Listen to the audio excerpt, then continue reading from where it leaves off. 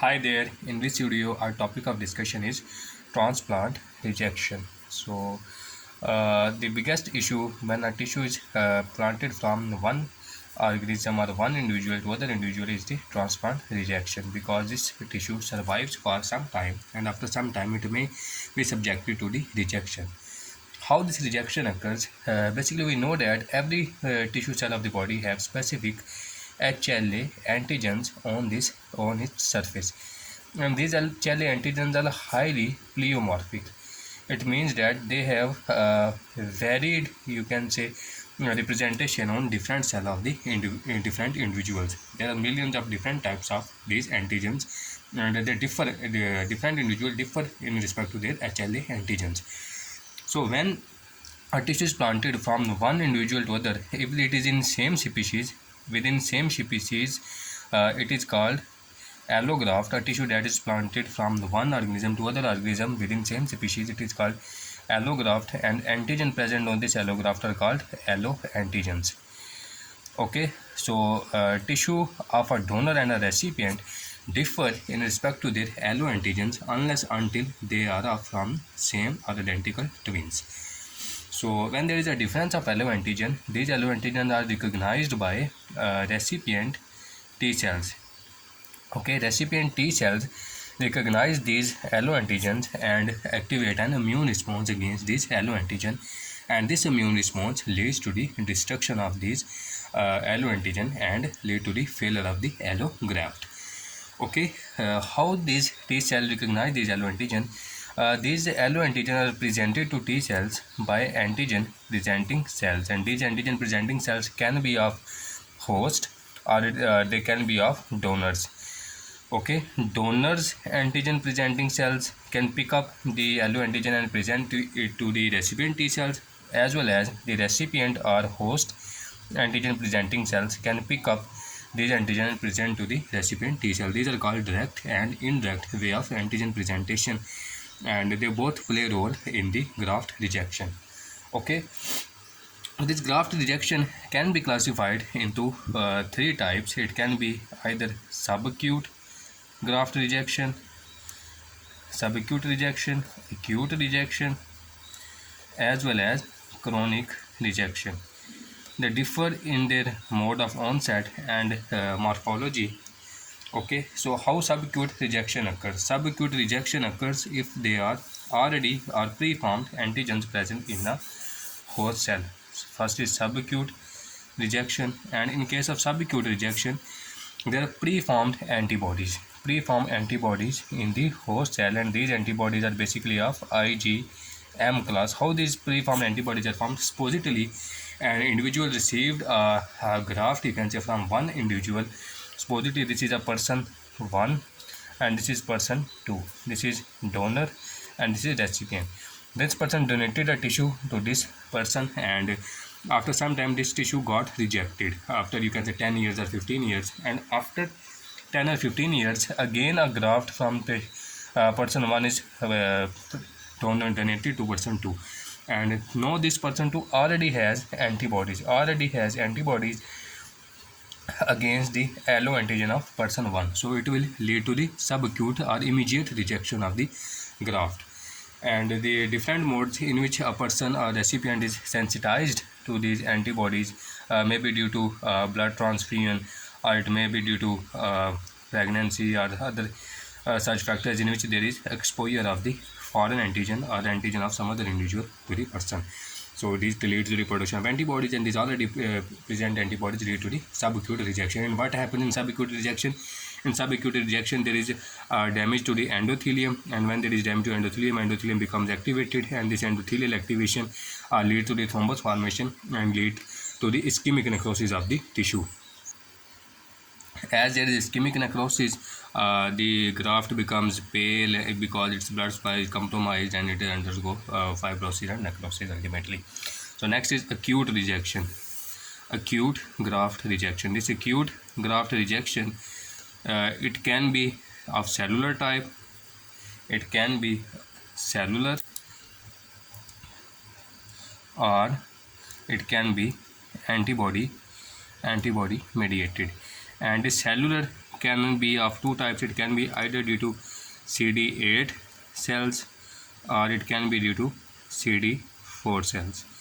So what happens when it is by CD8 cells? These cytotoxic T cells recognize the foreign antigen and kill those graft cells. They kill directly these graft cells and lead to the graft rejection, and this acute rejection occurs within days or weeks after the transplantation. How CD4 cell lead to the graft rejection? These CD4 T cell lead to the production of cytokines, and these cytokines induce inflammation, and this inflammation in turn leads to the graft damage and graft rejection. When it is antibody mediated, these antibodies lead to damage to endothelium, and when there is damage to endothelium, there is activation of endothelium, and ultimately there is thrombus formation, and this vascular damage and thrombus formation ultimately lead to the graft rejection. Okay, so it is the pattern of acute rejection, and acute rejection can also occur after the years when the, you can say, immunosuppression is tapered or reduced or ultimately stopped. It can lead to the acute rejection of the transplant.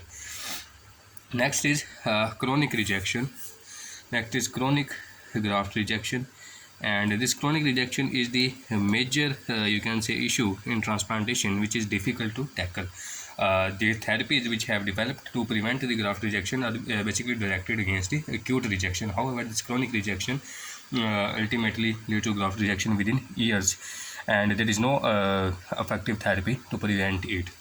And it is basically culprit here are also T cells, and these T cells, what they do, they, you can say, chronically induce some amount of background inflammation and vascular damage, which ultimately lead to the graft rejection. There can be interstitial fibrosis due to chronic damage going on, as well as there is vascular damage leading to the arteriosclerosis of the graft, and these changes ultimately lead to the graft rejection within years.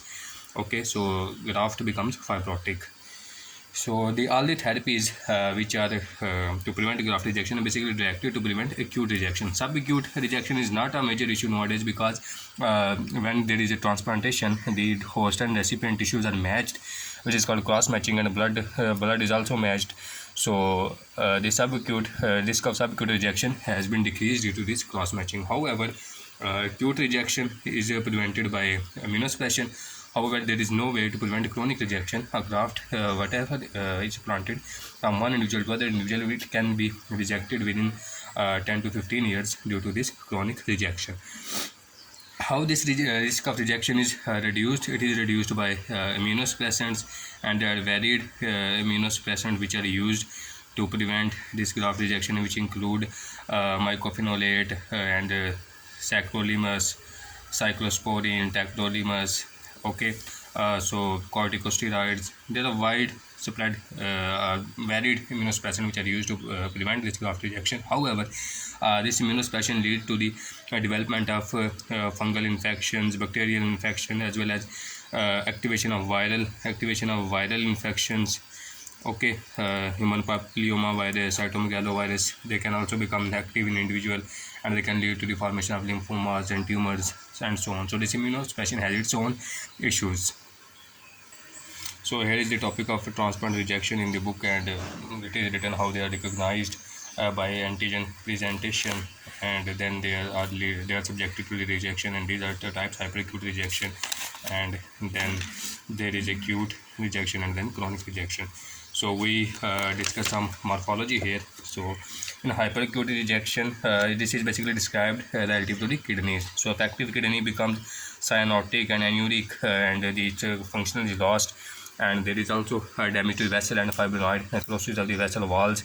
And in neutrophil, as it is hyperacute and acute inflammation, we know that neutrophils accumulate. So there is accumulation of the neutrophil here, and there are changes in the capillary wall, and it leads to the infarction of the kidneys, and effective kidneys are non-functional and need to be removed.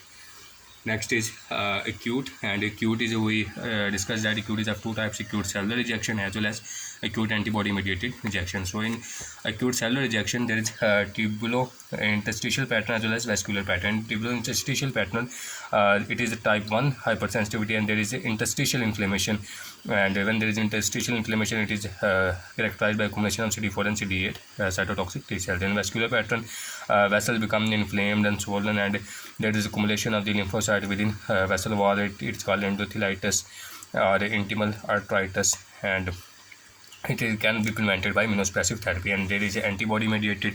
In antibody mediated, there is damage to the glomeruli and small blood vessel, and there is inflammation of glomeruli and capillaries, and there is activation of complement. It ultimately lead to the thrombosis and necrosis of the tissues. This morphology is not usually asked in the exam, but you should know some basic points related to this morphology. In chronic rejection, there is vascular changes, and there is also thickening and vascular occlusion, and there is damage to glomerulus, and all these changes. There is also you can say multi-layering of palliative capillary basement membrane become thickened, and renal function is lost. So you should know the basic idea of this morphology. Next we move on, and there are some approaches to prevent this graft rejection long term. One is to prevent the to bring about the tolerance in host cell by you can say preventing the co-stimulatory signals from the donor dendritic cells. Another approach is injecting the regulatory T cell into the host to prevent the activation of T cells. These two approaches are being tested to prevent the graft rejection in long term. So it was all about today's lecture. Thank you.